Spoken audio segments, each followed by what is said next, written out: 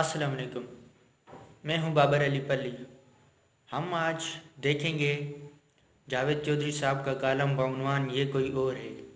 آپ کو سنائیں گے اور آخر میں اپنی رائے دینے کی بھی کوشش کریں گے۔ وہ ایک نارمل نوجوان تھا، ارجنٹائن کی دارالحکومت بیونس آئرس میں رہتا تھا۔ فوڈ سائنس لیبارٹری میں کیمسٹ تھا۔ کیریئر کا آغاز سویپر سے کیا تھا۔ باتھ روم صاف کرتا تھا، جسم توانا تھا، باڈی بلڈنگ کرتا تھا، چنانچہ نائٹ کلب میں باؤنسر بھرتی ہو گیا۔ فوڈ سائنس لیبارٹری میں کام پیشہ ورانہ زندگی کی پیک تھا۔ وہ اب شادی کر کے سیٹل لائف گزارنا چاہتا تھا۔ لڑکی بھی پسند آ گئی تھی۔ وہ ڈیٹ کرنے لگے اور ڈیٹ کے دوران دونوں نے شادی کا فیصلہ کر لیا۔ نوجوان نے ایک شام اپنی گرل فرینڈ کو ڈنر کی دعوت دی، منگنی کے لیے انگوٹھی خریدی، خوبصورت سوٹ پہنا، گلدستہ خریدا اور وہ ریسٹورنٹ کی طرف چل پڑا۔ بیونس آئرس کی پتلی گلیوں میں چلتے چلتے راستے میں چھوٹا سا چرچ آ گیا۔ وہ اس کے قریب سے گزر رہا تھا۔ اچانک اس نے اندر سے پیانو کی آواز سنی۔ اس کے قدم مڑے اور وہ بے اختیار چرچ کے اندر داخل ہو گیا۔ قربان گاہ پر سیاہ کپڑوں میں ملبوس ایک پادری پیانو بجا رہا تھا۔ پادری نے نوجوان کو دیکھا، پیانو بجانا بند کیا، جھک کر اس کا استقبال کیا، فیشن باکس کے پاس پہنچا اور چپ چاپ جالی کی دوسری طرف بیٹھ گیا۔ نوجوان ہاتھ میں گلدستہ پکڑ کر حیرت سے یہ ساری کارروائی دیکھتا رہا۔ پادری نے جالی کے پیچھے سے آواز لگائی، نوجوان بولو، میں تمہاری کیا مدد کر سکتا ہوں؟ نوجوان نے جواب دیا، مجھے کوئی ایشو نہیں، میں کسی گناہ کے اعتراف کے لیے یہاں نہیں آیا، میں یہاں سے گزر رہا تھا، پیانو کی آواز سنی اور اندر آ گیا۔ پادری نے ہنس کر جواب دیا، میں جانتا ہوں تم میرے لیے یہاں نہیں آئے، لیکن میں تمہارے لیے آیا ہوں۔ وہ حیرت سے پادری کی بات سنتا رہا۔ پادری بولا، میں اس چرچ کا پادری نہیں ہوں، میں کینسر کا مریض ہوں، زیادہ دن زندہ نہیں رہ سکوں گا۔ مجھے کل رات خواب میں بشارت ہوئی، تم فلاں چرچ جاؤ، اعتراف کے باکس میں بیٹھو اور گناہوں کی شرمندہ داستانیں سنو۔ میں یہاں آ گیا، سارا دن گزر گیا، مگر کوئی شخص چرچ نہیں آیا۔ میں نے بور ہو کر پیانو بجانا شروع کر دیا اور تم آ گئے۔ میرا خیال ہے میں یہاں صرف تمہارے لیے بھیجا گیا ہوں، لہٰذا پلیز بات کرو۔ نوجوان کی حیرت میں اضافہ ہو گیا۔ چرچ میں دونوں کے علاوہ کوئی نظر نہیں آ رہا تھا۔ اندر اندھیرا تھا۔ آبنوسی لڑکی کی خوشبو تھی اور اس خوشبو میں نوجوان جارج ماریو گوئگلیو بیٹھا تھا۔ نوجوان نے ڈرتے ڈرتے پوچھا، فادر، زندگی کا مقصد کیا ہے؟ پادری نے جواب دیا، اللہ کی نعمتوں کا اعتراف۔ اس نے پوچھا، اور اگر اعتراف کے بعد بھی زندگی بچ جائے تو انسان پھر کیا کرے؟ پادری نے جواب دیا، یہ پھر دوسرے لوگوں کی اللہ کی نعمتوں کے بارے میں اطلاع دے۔ نوجوان نے لمبی سانس لی، چرچ سے باہر آیا اور باقی زندگی چرچ کے لیے وقف کرنے کا فیصلہ کر لیا۔ پیانو کی ایک دھن نے نوجوان کی ساری زندگی کا پیٹرن تبدیل کر لیا۔ وہ کیمسٹ کے پیشے سے نکل کر مذہبی سکول میں داخل ہو گیا۔ ارجنٹائن میں سوسائٹی آف جیزس کے نام سے پادریوں کا ایک ادارہ ہے، وہ اس کا حصہ بن گیا۔ مذہبی تعلیم حاصل کی، 1969 میں پادری بنا، 1973 میں صوبائی سطح کا پادری بنا اور 1999 میں اسے ارجنٹائن کا آرچ بشپ بنا دیا گیا۔ وہ پورے ملک میں مشہور ہو گیا۔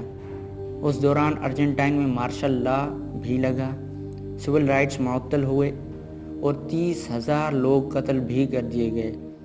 اس پر مارشل لا اور آمریت کے سپورٹ اور اپنے 2 انقلابی دوستوں کے خلاف مخبری کا الزام بھی لگا، لیکن یہ قدم بقدم آگے بڑھتا چلا گیا۔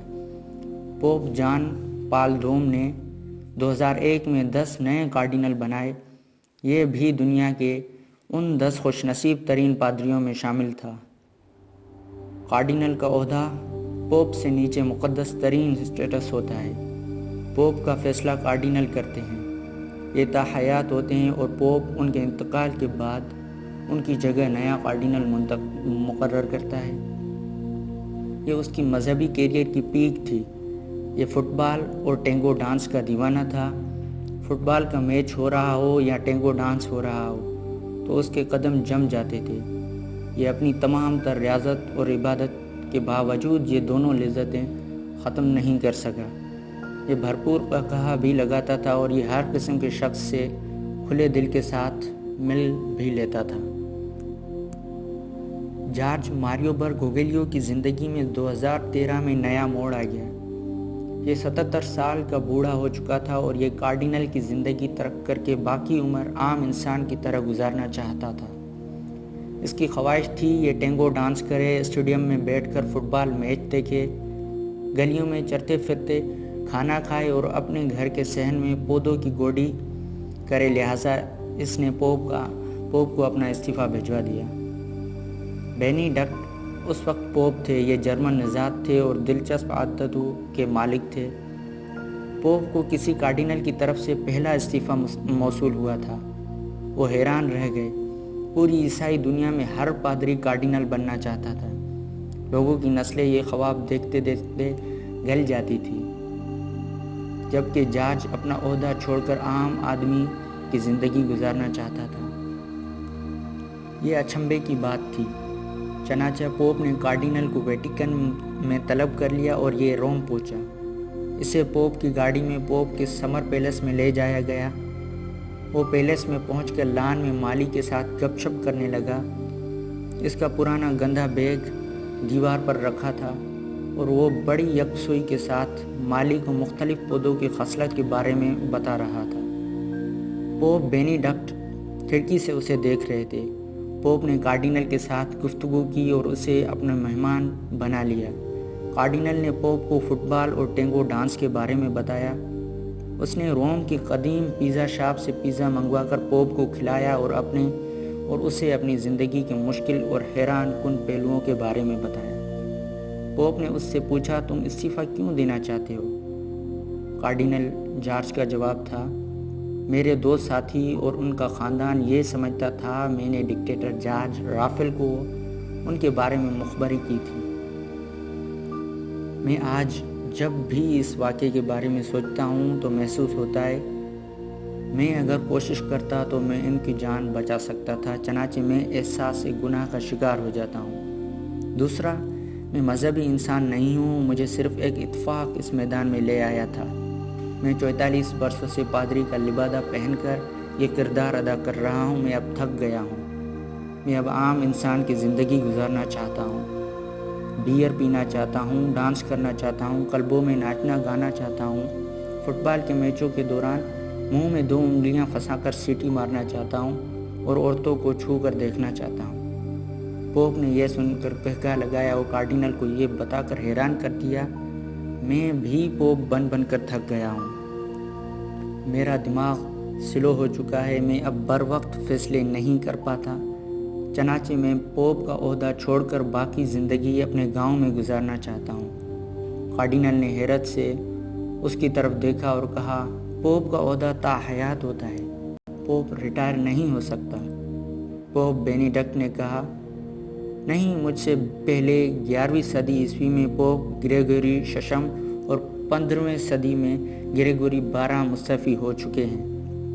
میں عیسائی تاریخ کا مستعفی ہونے والا تیسرا پوپ ہوں اور میری جگہ تم پوپ بنو گے۔ کارڈینل کے ماتھے پر آ گیا اور اس نے پوپ بینی ڈکٹ کو منتیں کرنا شروع کر دیں، مگر پوپ کا فیصلہ حتمی تھا۔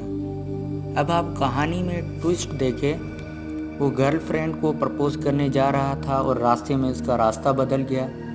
اس نے کارڈینل کے عہدے سے استعفیٰ دیا تو پوپ نے ریٹائرمنٹ لے کر پوپ کا ہار اس کے گلے میں ڈالنے کا اعلان کر دیا۔ اس نے بچنے کی لاکھ کوششیں کی لیکن ناکام رہا، یہاں تک کہ پوپ بینی ڈکٹ نے ریٹائر ہونے اور کارڈینل جارج کو پوپ نامزد کرنے کے پوری دنیا کو حیران کر دیا۔ بہرحال قصہ مختصر، جارج ماریو برگوگیلیو 13 مارچ 2013 کو 266ویں یورپ پوپ بن گئے۔ یہ عیسائی تاریخ میں امریکی سرزمین سے پہلے پوپ ہیں اور یہ عیسائی تاریخ کے پہلے غیر یورپی پوپ بھی ہیں۔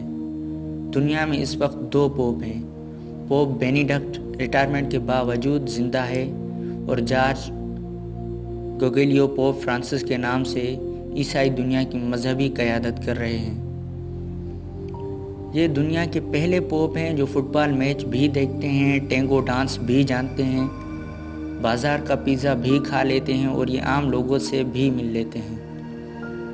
یہ دنیا میں اللہ تعالیٰ کے اس دعوے کی تازہ ترین ثبوت بھی ہے کہ تم نہیں چنتے، میں ہوں جو تم میں سے ہر شخص کے راستے کا تعین کرتا ہوں۔ تم کسی بھی طرف نکل جاؤ، تم کہیں بھی بھاگ جاؤ، لیکن تم جاؤ گے وہیں جہاں میں تمہیں لے جانا چاہوں گا۔ تمہیں بہرحال یہ حقیقت ماننی ہوگی، وہ کوئی اور ہے جو تمہارے فیصلے کرتا ہے، اور وہ کون ہے؟ وہ تمہارا رب ہے، وہی تمہارا خدا ہے۔ جاوید چودھری صاحب کے اس کالم سے ہم نے یہ جانا کہ ہم جو بھی کام کرتے ہیں اس میں ہمارا کوئی کمال نہیں، بلکہ ہمیں ایک ذریعہ بنایا جاتا ہے۔ ہمیں رب کریم ایک ذریعہ بناتے ہیں لوگوں کی مدد کے لیے، لوگوں کو صحیح راستے پر لے جانے کے لیے۔ ملیں گے ایک اور کالم کے ساتھ، تب تک کے لیے دیجیے اجازت۔ آپ کی اس پر کیا رائے ہے؟ اپنی رائے کا اظہار ضرور کریں نیچے کمنٹ باکس میں۔ شکریہ۔